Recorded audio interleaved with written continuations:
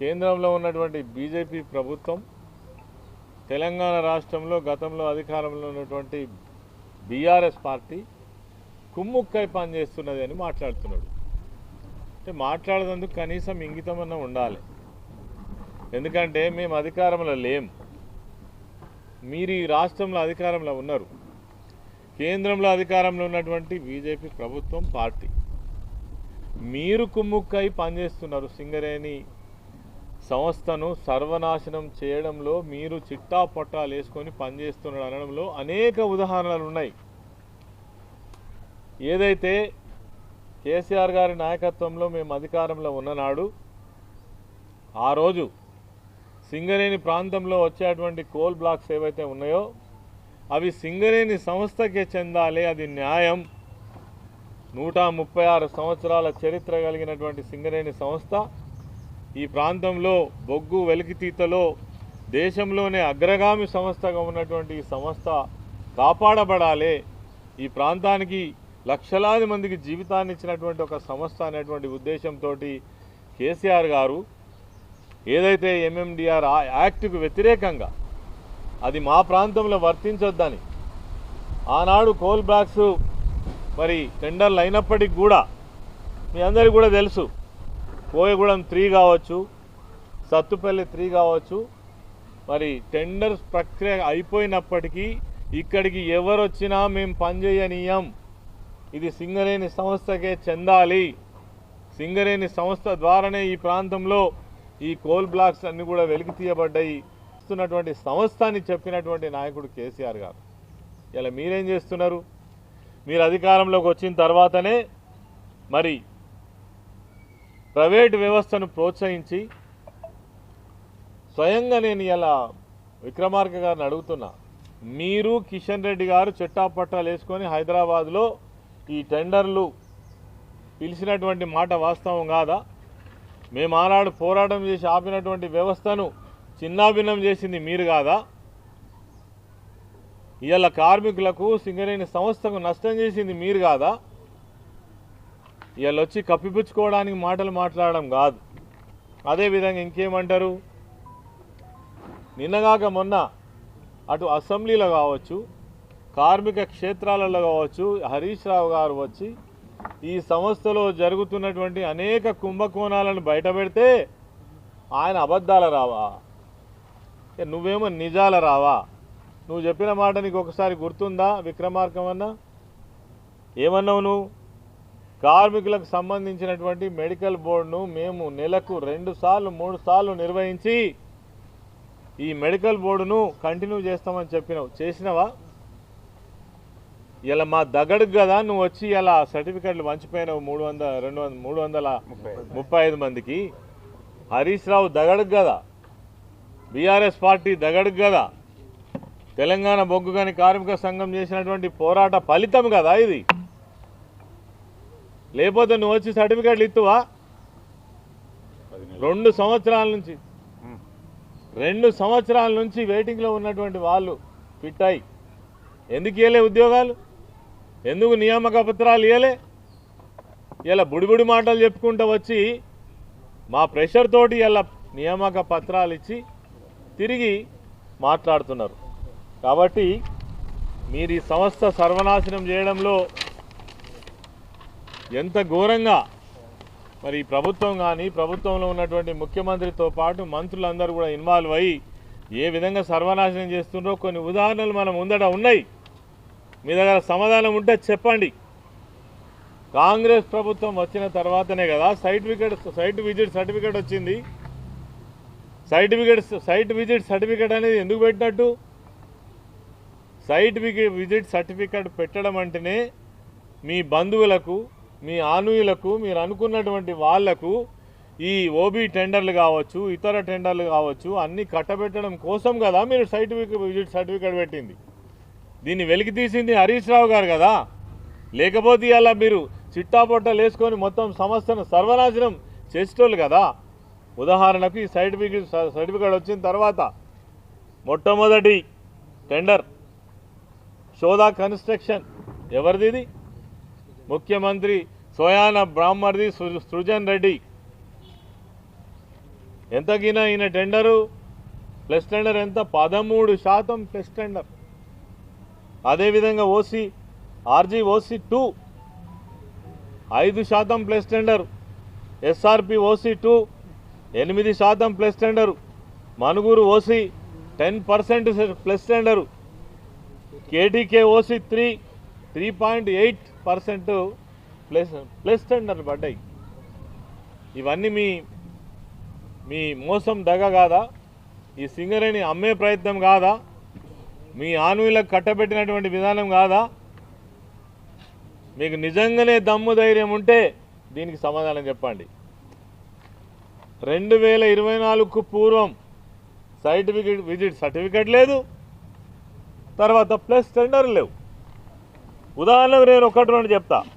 2024లో జరిగినటువంటి RG-OC3 22% minus tender. ఇగో ఇది మా గవర్నమెంట్లో జరిగినటువంటిది. అదేవిధంగా 24లో జరిగిన OC1 టెండర్ 26% మైనస్ టెండర్. ఇక మీరు దొంగలా కాదా? దీన్ని బట్టి ఖచ్చితంగా అర్థమవుతుంది. మీరు ఇలా వచ్చి గద్దల్లాగా ఈ సంస్థను మరి దోపిడీ చేస్తున్నారు అని మాట్లాడితే అధికారంలో ఉన్నది మీరు, మా ప్లస్ టెండర్లు మీ వాళ్ళకందరికీ కట్టబెట్టేది మీరు, గద్దల్లాగా దోపిడీ చేసేది మీరు, గజల దొంగల్లాగా కోల్ సంస్థను సర్వనాశనం చేసేది మీరు. ఇగో ఇది ఉదాహరణ. దీనికి మీ దగ్గర సమాధానం ఉంటే చెప్పండి, లేదంటే నీతి నిజాయితీ ఉంటే సిబిఐ ఎంక్వైరీ దీని మీద వేయండి అని కూడా మేము డిమాండ్ చేస్తున్నాం.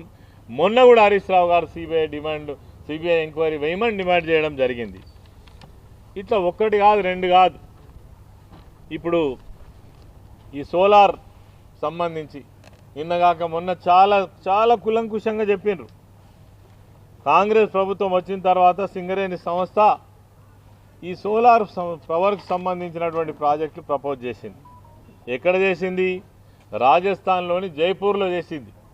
ఎంతకు చేసింది? 1400 మెగావాట్ల పవర్ ప్రాజెక్టు మరి అక్కడ ప్రపోజ్ చేస్తే అసలు అక్కడ ఎందుకు ప్రపోజ్ చేసినట్టు అర్థం కాదు. మరి నిజంగానే దీనికి డిపిఆర్ ఉందా అంటే డిపిఆర్ లేదు. పవర్ పర్చేస్ అగ్రిమెంట్ ఉందంటే ఎవరితో అగ్రిమెంట్ లేదు. రాజస్థాన్ గవర్నమెంట్ తోటి ఉన్నదంటే గవర్నమెంట్ తోటి లేదు. మరి నువ్వు అక్కడ ఎందుకు పవర్ ప్రాజెక్ట్ పెట్టాలని అనుకున్నావు? కేవలం మీ కమిషన్ల కోసమే. అక్కడ రాజస్థాన్ ప్రభుత్వానికి మీరు పాకిస్తాన్ బార్డర్లో జైసల్మేరే ఆ ప్రాంతంలో వాళ్ళు కొంత స్థలం ఇస్తే 4000 ఎకరాల స్థలం ఎవరికి పనికిరానటువంటి పాకిస్తాన్ బార్డర్లో స్థలం ఇస్తే వాళ్లకు మీరు పర్సెంటేజ్ ఇచ్చి మరి వాళ్ళకు పవర్ పర్చేస్ అగ్రిమెంట్ కూడా లేకుండా ఈ యొక్క కేవలం కాంట్రాక్టర్లను బతికించడం కోసం పెట్టినటువంటిదే ఈ యొక్క సోలార్ జైపూర్ పవర్ ప్లాంట్ అనేది. దీనికి కూడా సమాధానం చెప్పాలి. ఎంత అన్యాయం మీరు చేసినటువంటిది. ఇలా నువ్వు ఇచ్చినటువంటి ఏవైతే నియామక పత్రాలు ఉన్నాయి కదా, ఈ నియామక పత్రాలు ఇన్ని రోజుల నుంచి పెండింగ్ ఉన్నాయి. ఎందుకు ఉన్నాయి అని అడుగుతున్నాం. ఇన్ని రోజులు ఎందుకు ఇవ్వలేదు అని అడుగుతున్నాం. అదిగాక బట్టి విక్రమార్క గారు సమాధానం చెప్పాలి. మీరు ఏదైతే మెడికల్ బోర్డు నిర్వహణ చేయకుండా 2.5 సంవత్సరాల నుంచి కాలయాపన చేసి అనేక మంది ఫిట్కు అన్ని రకాల అర్హులైనప్పటికీ కూడా మేము స్వయంగా హరీష్ రావు గారి నాయకత్వంలో మా యూనియన్ నాయకులందరం మేము ఒక 20 మంది ఉదాహరణకు సింగరేణి భవన్కు తీసుకుపోవడం జరిగింది. అందులో బైపాస్ సర్జరీ అయిన వాళ్ళు, 2 కిడ్నీలు చెడిపోయిన వాళ్ళు, అదేవిధంగా పక్షవాతం వచ్చిన వాళ్ళు, తర్వాత మూత్రపిండాలు చెడిపోయిన వాళ్ళు, ఒక కాలు తీసేసినటువంటి వాళ్ళు, వీళ్ళందరినీ తీసుకుపోయి ఎండీకి చూపించి వీళ్ళను నిజంగానే ఫిట్ చేయొచ్చా మీరు, ఇంతవరకు న్యాయం ఇది అని అడిగితే ఇప్పటి వరకు సమాధానం లేదు. ఈ కోల్ సంస్థకు మీరే కదా ఇలా మంత్రిగా వ్యవహారం చేస్తున్నారు. మీకు వినబడతలేవా, కనబడతలేవా? ఇవన్నీ పోలీసులను పెట్టి ఎవరి దగ్గర రాకుండా అబద్ధం మాటలు మాట్లాడిపోవడం కాదు. అదేవిధంగా మీరేమన్నారు, ఈ నియామక పత్రాలు ఇవ్వడం కాదు గొప్ప విషయం. ఓదికేమో మెడికల్ బోర్డు పెట్టకుండా కేసీఆర్ గారి హయాంలో పెట్టినటువంటి ఏదైతే ఇన్వాల్విడేషన్ తోటి అన్ఫిట్ అయినటువంటి వాళ్ళు ఎవరైతే ఉన్నారో దాదాపు 16,000 మంది, 13,000 గతంలో పెండింగ్ ఉన్నటువంటి వాళ్ళు కూడా ఏమన్నారు మీరు? బట్టి విక్రమార్క గారు స్వయంగా నిండు సభలో మీరేమన్నారు? ఈ ఏదైతే జరిగినటువంటి నియామకాల మీద మేము విజిలెన్స్ ఎంక్వైరీ జరిపిస్తామన్నారు. మీకు హక్కు ఉందా మాట్లాడేందుకు? కార్మికుల ముందే నిలబడే హక్కు ఉన్నదా అని అన్నాడు. అడుగుతున్నా నేను. ఒక్కసారి ఆ వీడియో తీయండి. ఏం మాట్లాడారు మీరు? అరే అర్హత ఉన్నటువంటి కార్మికులకు దాదాపుగా 16,000 మందికి నియామక పత్రాలు ఇచ్చే ఆ రోజు వాళ్ళ కుటుంబాలకు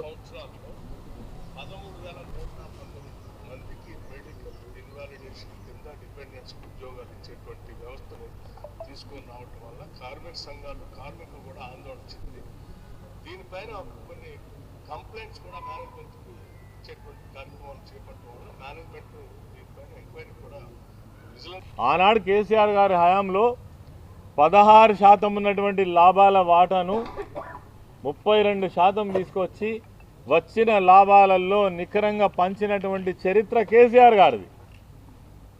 మీరేం చేసిండ్రు? ఇగో 2023-24లో లాభాల వాటా 4,700 కోట్లు లాభాలు వచ్చినాయి, నికర లాభాలు వచ్చినాయి. మీరు అనౌన్స్ చేసింది ఎంత? 33%. మీరు పంచింది ఎంత? 2,289 కోట్ల రూపాయలు పంచిండ్రు. మీరు ఆపిందెంత? అభివృద్ధి పేరట సంస్థ విస్తరణ పేరట ఆపింది ఎంత అంటే 2,412 కోట్ల రూపాయలు పక్కకు పెట్టిండ్రు. 2.5 సంవత్సరం అంటే 30 నెలల నుంచి మెడికల్ బోర్డు ఎందుకు పెట్టలే ముఖ్యమంత్రి గారు? దయచేసి చెప్పండి. ఏవైతే ఈ ప్లస్ టెండర్స్ జరిగినాయో అది సోలార్ కావచ్చు, తర్వాత ఎక్స్ప్లోజివ్ మీద కావచ్చు, ఓబీ టెండర్లలో కావచ్చు, ఇవన్నిటి మీద కూడా సిబిఐ ఎంక్వైరీ ఖచ్చితంగా వేయాలి. మీకు చిత్తశుద్ధి ఉంటే. లేదంటే మీరు చేస్తున్న అక్రమాలు అన్యాయాలు గద్దల్లాగా ఈ సింగరేణి సంస్థను సర్వనాశనం చేస్తున్నది కాంగ్రెస్ ప్రభుత్వం అని చెప్పేసి మరి ప్రజలు నమ్ముతారు. మీకు ఏమాత్రం చిత్తశుద్ధి ఉన్నా సిబిఐ ఎంక్వైరీ వేయాలని మేము డిమాండ్ చేస్తూ ఉన్నాం.